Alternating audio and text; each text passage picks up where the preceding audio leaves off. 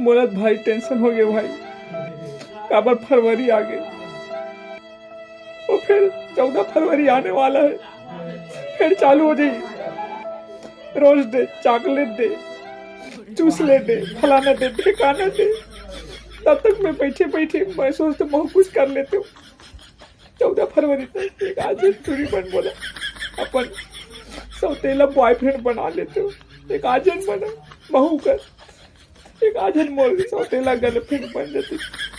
वैसे तो बैठे बैठे क्या करूँ, 14 फरवरी के बाद भरे ब्रेकअप ले लेती थी। एक आजन बनवा, एक आजन वाला दया में नहीं लगेगा तू बोला वाला, कम से कम दया में तो रखे, एक आजन बना लो बॉयफ्रेंड।